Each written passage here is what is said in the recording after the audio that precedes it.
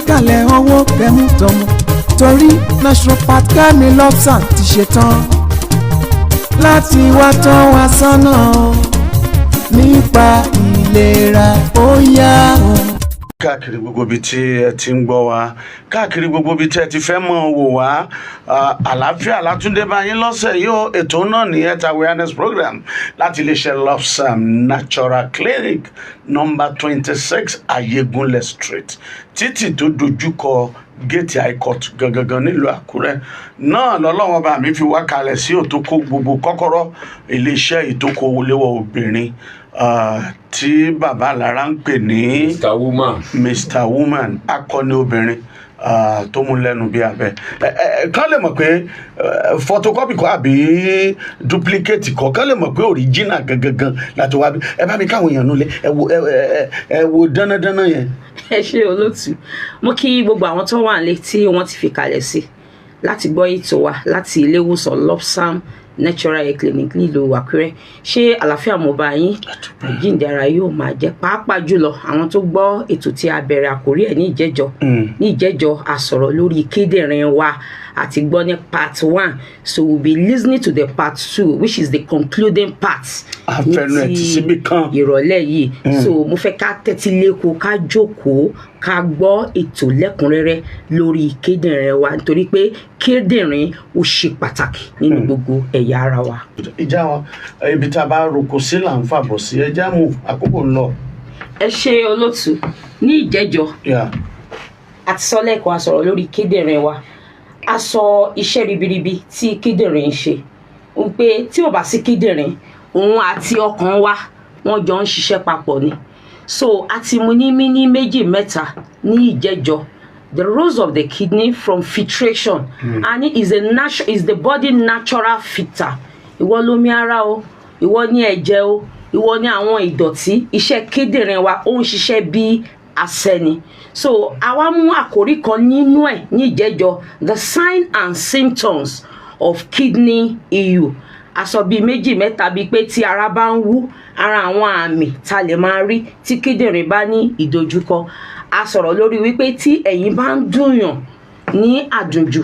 For instance, I made mention of it last week, like tó bá ti ń di wípé ẹ̀yìn ń dùn wá, ó so wá mọ́ ẹsẹ̀, a dẹ̀ ti lo oríṣiríṣi oògùn, a ti lọ sí ilé ìwòsàn, a ti gbìyànjú nípa ti ara. Tí ó bá ti ń di wípé dídùn yìí ń lágbára tí ò lọ, ẹ jẹ́ ká lọ ṣe àyẹ̀wò lórí kíndìnrín wa. Nítorí ní ọ̀pọ̀ ìgbà tí kíndìnrín bá ní ìdojúkọ, ó máa fi ẹ̀yìn dùn yàn. Ọ̀pọ̀lọpọ̀ àwa wò pé bóyá àìsàn jẹ̀díjẹ̀dí lòun ní, òun ló ń fa ẹ̀yìn dídùn. Ọ̀pọ̀lọpọ̀ á ní bóyá aromọléegun ni, ẹ̀jẹ̀ dúdú ni. Ọ̀pọ̀lọpọ̀ àti ní bóyá iṣẹ́ ìjókòó àbí gẹ́gẹ́ bí awakọ̀ pé wọ́n ti máa ń jókòó jù. So ní ọ̀pọ̀ ìgbà ó ṣeéṣe kó jẹ́ pé kì í ṣe àwọn ibi tí a fọkàn sí ni ìdojúkọ yìí ni ó ti wá. So ní ti èní, níbi tí a fi ẹnu tì sí, níbẹ̀ láti bẹ̀rẹ̀. Another sign and symptoms you can experience when you have a issue with the kidney, if you keep having persistent high blood pressure. Tó bá ti ń di wípé ìfúnpá wa ń ga ní àgàjù, a dẹ̀ ń lo oògùn ìfúnpá ò lọlẹ̀. You know, when you take your high blood pressure medication, what you are expecting is the blood pressure to calm down. Tó bá ti ń di wípé bá ṣe ń lo àwọn oògùn wọ̀nyí, a rí ipa oògùn yẹn kí ìfúnpá yẹn kó lọlẹ̀. Ẹ jẹ́ ká lọ ṣe àyẹ̀wò lórí kíndìnrín wa, because the kidney has a role to play in balancing our blood pressure. Number 2 is when you are having recurrent insomnia. Tó bá ti ń di wípé oorun wa ò dánmọ́rán, yálà a máa tètè sùn kó tó pé wákàtí kan, wákàtí méjì àti jí lórí ọ̀fẹ́ àti sùn mọ́, àbí àti ẹ̀sùn tí èèrà bá kọjá lásán, eku ló kọjá ni, aáyán ló kọjá ni, àbẹ́yàn kò sọ̀rọ̀ àti tají àní lórí ọ̀fẹ́ láti sùn padà mọ́. Ó ṣeéṣe kó jẹ́ wípé kíndìnrín ló ń tọ́ka fún wa, because when you talk about signs and symptoms, ó jẹ́ ọ̀nà tí àgọ́ ara fi ń bá wa sọ̀rọ̀ wípé nǹkan kan ń ṣe kíni, ó ń ṣẹlẹ̀. Then people that experience nausea and vomiting, dídà lẹ́nu, or a feeling of pé wọ́n fẹ́ pọ̀ nǹkan, that's nausea. But tó bá ti ń di wípé ní gbogbo ìgbà á jẹun o, you are over salivating, á wá dàbí pé a fẹ́ dà, and you have checked for malaria and typhoid, you don't have fever, go and check your kidney status. Mo sọ bí àpẹẹrẹ ní ìjẹ́jọ́ pé àyẹ̀wò tá a máa ṣe láti lè jẹ́ ká mọ ipò tí kíndìnrín wa wà, ó bẹ̀rẹ̀ láti ká ṣe KFT, kidney function test. Òun ló máa sọ gbogbo àwọn parameters, the electrolyte, ipò tó yẹ, ìdíwọ̀n tó yẹ kí kọ̀ọ̀kan kó wà. So tó bá lélẹ̀ tó jẹ́ pé ó ti ń mẹ́ẹ̀ àbí ó kù díẹ̀ káàtó, àbójútó á lè tètè bẹ̀rẹ̀. Then when you have persistence, lack of appetite, nǹkan rùn sí wa ṣáá ní gbogbo ìgbà, nǹkan ò wù wá jẹ, wọ́n gbóúnjẹ kalẹ̀, á dàbí pé in fact the moment you are seeing the food you are feeling full, pé ó dàbí pé àti yó, you don't have appetite. Like I normally said it in my program, ṣé wọ́n mọ àwọn àmì àìsàn wọ́n jọra, torí pé wọ́n dẹ̀ jọra wọn yìí ló máa ń fà ní ọ̀pọ̀ ìgbà tó fi di wípé àìsàn máa wá dé ìkóríta tó jẹ́ wípé ó máa wá la ikú lọ. Because for instance now, if you ask anybody wípé tó bá di wípé èèyàn oúnjẹ ń rùn síyàn láti jẹ, ohun tí ọ̀pọ̀lọpọ̀ àkọ́kọ́ sọ ni wípé bóyá onítọ̀hún ní àìsàn ibà. So tá bá ń wo àwọn àmì wọ̀nyí nígbà míì, a fẹ́ jọ wípé bóyá ẹniyẹn ní àìsàn ọgbẹ́ inú àbí ó ní àìsàn ibà, not knowing wípé àmì kíndìnrín ló ti bẹ̀rẹ̀ sí ní jẹyọ. Òun ló fi di wípé a máa ń jẹ́ kó jẹ́ priority ní orí program yìí wípé kí oníkálukú kó lọ ṣe àyẹ̀wò ara. Àyẹ̀wò ló máa wá jẹ́ ká mọ̀ ṣé àìsàn ńlá ni àbí àìsàn kékeré ló ń bá àgọ́ ara yẹn fínra.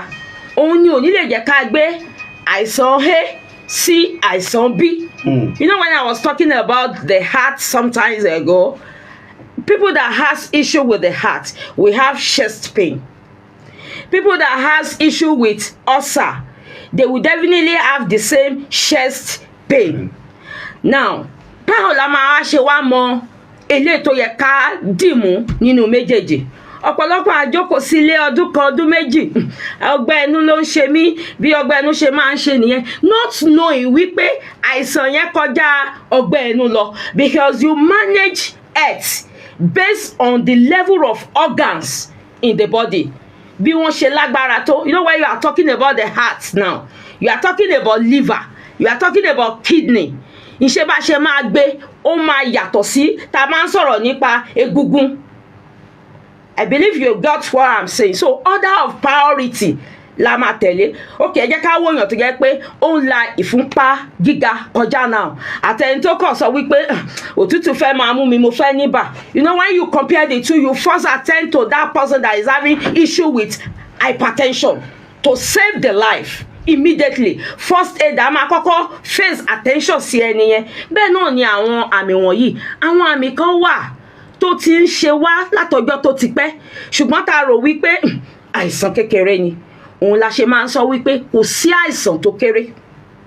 Any sign, any symptoms, whether you were told or you feel or you experience by yourself, take it as a matter of urgency. Ìgbà tá bá ṣẹ̀ṣẹ̀ wá ṣe àyẹ̀wò lé lórí, tó máa wá ń sọ fún wa wípé nǹkan kékeré ló ń ṣe wá, ìgbà yẹn ló ṣe yẹ kí ọkàn wa kó balẹ̀ wípé òkè kì í ṣe ibi tí a fojú sí, kì í ṣe nǹkan tó ń ṣe wá nìyẹn. So no amount of signs and symptoms is too small. Ẹ jẹ́ ká tètè gbé ìgbésẹ̀ ká lọ sí ilé ìwòsàn. Tó bá ti ń di wípé egungun ń ro wá, eléyìí tí ọ̀pọ̀lọpọ̀ ń pè ní pajápajá, ẹsẹ̀ ń kú, ọwọ́ ń kú, this thing might be a sign wípé kíndìnrín ó ti ní ìdojúkọ àti bẹ́ẹ̀ bẹ́ẹ̀ lọ. Foaming urination, tó bá di wípé a rí wípé ẹ̀yọ̀ wa ó ń wó bí ọṣẹ. Ẹ mọ̀, kíndìnrín wa ló máa ṣe ọ̀nà tí omi ara fi jáde. kọjá lọ sí bladder wa ilé ìtọ̀ kó tó di wípé a bẹ̀rẹ̀ sí ní ṣe ẹ̀yọ́ síta tó bá ti ń di wípé the filtration of the kidney is not sound enough àti sọ lẹ́ẹ̀kan pé òun ló máa ń sẹ́ nǹkan tó bá ti ń di wípé you are experiencing foamy urination frequent urination painful urination tó bá ti ń di wípé pẹ̀lú dúdùn ìnira ni ẹ̀yọ́ fi ń jáde ẹ jẹ́ ká lọ ṣe àyẹ̀wò lórí excretory system wa tó bá dẹ̀ di wípé ẹ̀yọ́ wa ó ń wó bí ọṣẹ ọ̀pọ̀lọpọ̀ àyàn tó bá ti ń wó bẹ́ẹ̀ yẹn àìsàn ìtọ̀ ṣúgà ni ó ṣeé ṣe kó má jẹ́ wípé àìsàn ìtọ̀ ṣúgà though is one of the risk factor tá a sọ ní ìjẹ́jọ́ pé àwọn tó bá ní àìsàn ìtọ̀ ṣúgà àbí tán ní ìfúnpá gíga pé àwọn ni ó ṣeé ṣe kí wọ́n ní àìsàn tó fẹ́ jẹ mọ́ àìsàn kíndìnrín so at times your foamy urination might not be talking about dehydration or bóyá wípé a ní ìtọ̀ ṣúgà síra ó ṣeé ṣe wípé kó jẹ́ wípé ó ń tọ́ka sí kíndìnrín wa so ẹ jẹ́ ká tètè gbé ìgbésẹ̀ ká lọ sí ilé ìwòsàn then let's talk about the mental health now. bóyá tàbá padà dé. ok olóòtú. ẹ jẹ́ sáré dé òdì kejì kí ìyá wa lè ṣẹ́ omi mu látẹ̀kan à ń padà bọ̀.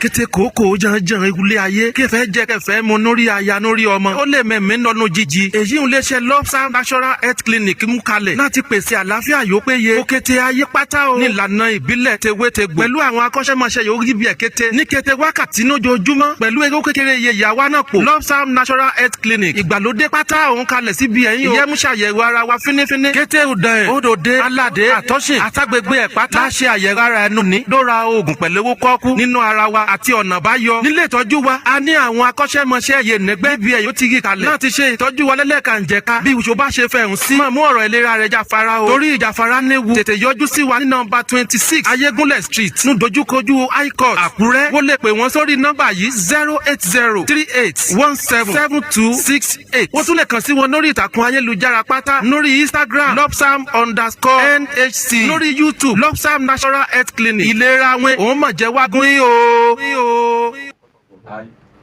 Fóònù ta lélẹ̀. Fóònù tó dọ̀nù. ok ẹ jẹ́ ṣe báyìí torí àkókò wa please hold on ẹ já tẹ̀síwájú.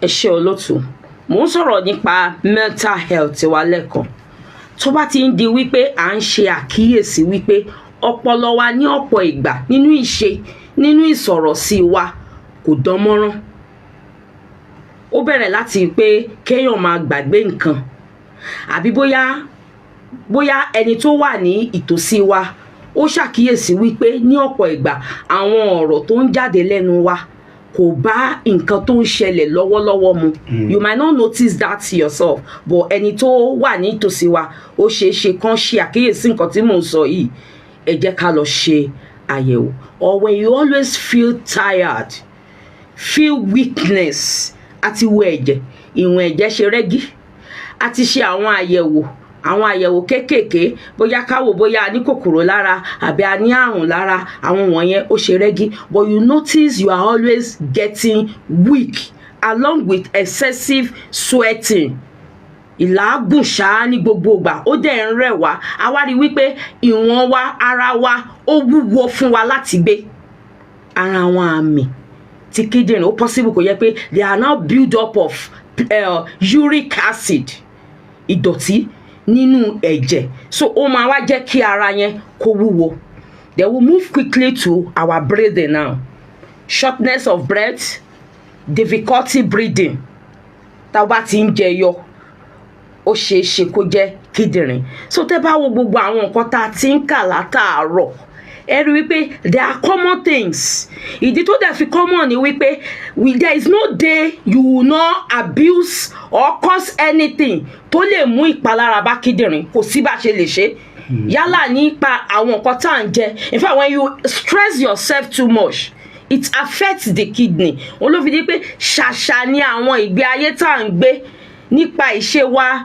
nípa ohun tá à ń jẹ ohun tá à ń fà símú ohun tá à ń mu ọtí líle àmujù fi kọ́ran kan ní ọ̀pọ̀ ìgbà tó yẹ pé kì í ṣe orí kíndìnrín. Mo sọ ní ìjẹ́jọ́, mo ní àwọn tó kúndùn láti máa lo oògùn ara ríro ní gbogbo ìgbà ó máa ń pa kíndìnrín lára.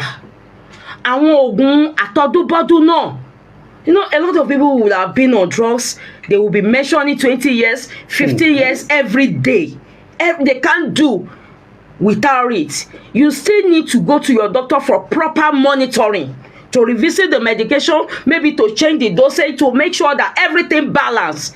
Tí kò ní pa ìkan lára nínú ẹ̀yà ara wa. So kíndìnrín wa ó jẹ́ ẹ̀yà ara tó jẹ́ wípé ó ń ṣiṣẹ́ ribi tó jẹ́ pé you don't just have to neglect it. And there are ways, preventive measures tó jẹ́ wípé a lè máa ṣe.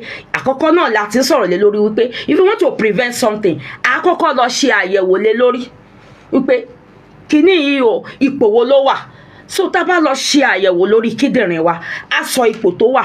Àyẹ̀wò ló máa jẹ́ ká mọ̀ bóyá ǹjẹ́ ó tiẹ̀ tí bóyá ó ti ní ìdojúkọ àbí ó dúró rẹ́gí tí ò tí ì sí ìdojúkọ. So when you are told your kidney is okay, that is when you can now begin to maintain the preventive measure. Ṣùgbọ́n tó bá ti ní ìdojúkọ, you act fast for solution. So bóyá tá bá padà dé, maybe before, because of our time, a lè sọ nǹkan méjì mẹ́ta àwọn ìgbésẹ̀ preventive measures to guide against kidney issue. Yorùbá ní tí àbá ti kékeré pẹ̀ka àrókò tó bá dàgbà yóò gbẹbọ lọ́wọ́ ẹni o. A stitch in time saves 9 làwọn olóyìnbó ń sọ. We'll be right back, à ń padà bọ̀. Ogun bílẹ̀ afúnni ni wọ́n sọ, olóyún abẹ́, láì ṣiṣẹ́ abẹ́, ewé ń jẹ́, ogun jẹ́.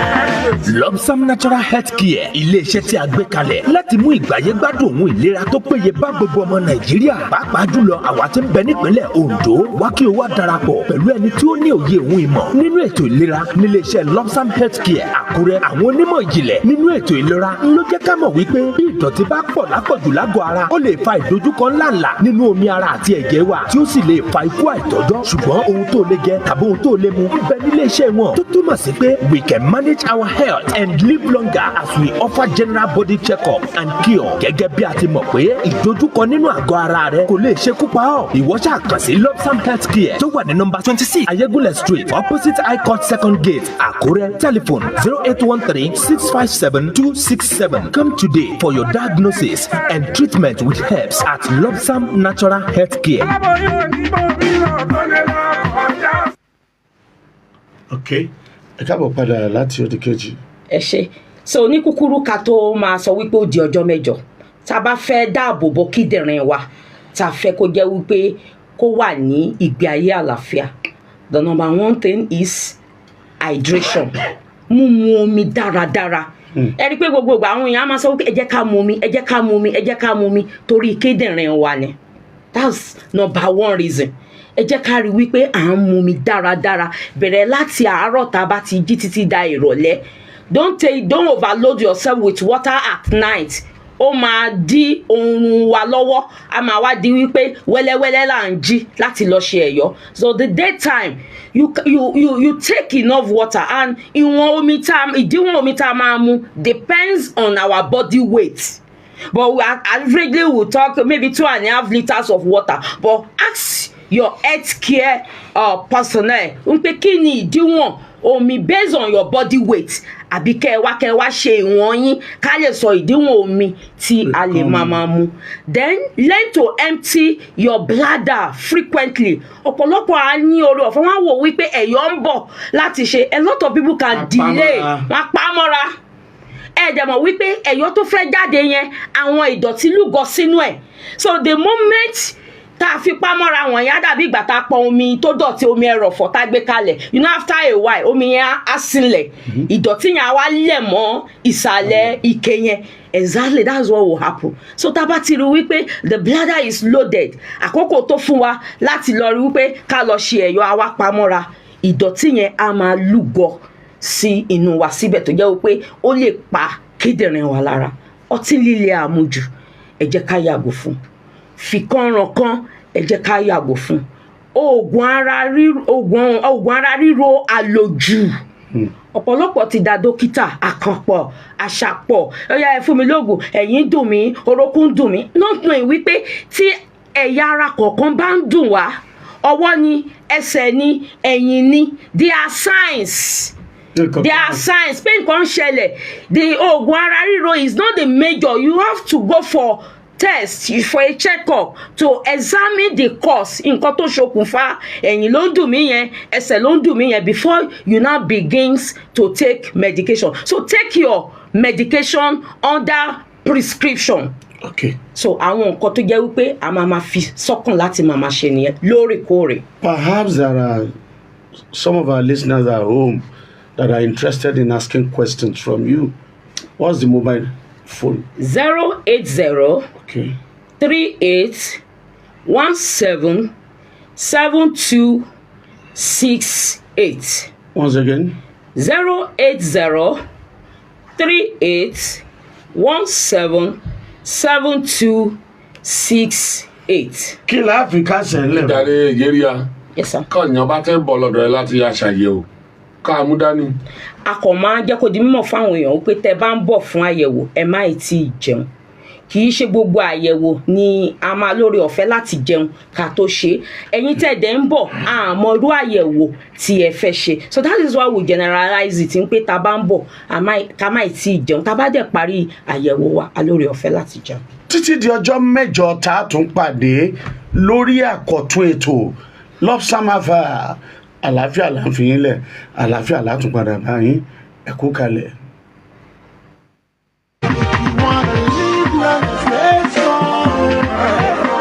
ìwé mímọ́ ń fọ̀ bẹ́ẹ̀ o. fọ ọ̀wọ́n ènìyàn wa fọ ọ̀wọ́n ṣègbè. torí kéré fọ ọ̀wọ́n nímọ̀. àìnímọ̀ náà àkàfà kùjẹkùjẹ. yìí máa yẹ dọ́ wọn jẹ yóò wọ́n jẹ. yìí máa yẹ dọ́ wọn mọ ọ̀wọ́n mẹ́ mọ́. ọ̀wọ́n ní rọrùn sùn. ọ̀wọ́n àkàmì gúlegúle. nẹ́nẹ́gùn òkè yìí sọ. òwúrọ̀ ẹnẹ́mẹ́ ti mí bẹ́ẹ̀. kó àìtọ́jú àkàbá wọn. lápá ilé ìdùnmọ̀rẹ̀ ọ̀ràn bẹ́ẹ̀ máa ní bá wa o. gbẹ̀wé wọ̀. gbé kárẹ̀ lọ́pṣán. national health care center. ọ́fíìsì wọn ní. nọ́mbà 26 ayégúnlẹ̀ street. òkòkò gate icon àkúrẹ́. pẹ̀lú àtún ọ́fíìsì kan yìí mi pòrú yìí. gédégédé ọ̀wọ́n ìrọ̀. yọ̀ọ̀mú ṣàyẹ̀wò ńlára wọn ló ń jogún wọn. ẹ sì máa sá lè sára ẹ. agbó àgbárí obì ẹ gbọ́ àwọn bẹ̀rẹ̀ máa gbọ́ ajáde o. kí má gbọ́ ajáde tán. àdìyá gbọ̀nà. bẹ́ẹ̀ni àrẹ àná ti àlẹ́. ọ̀nà báyọ̀ ẹ̀ àdìjíwe ńan. àtìrí ìyàwó bá wa mú lọ́gọ̀rọ̀ ọdún ayé ọ̀wọ̀n ọ̀káyé fún dìgbò ṣe.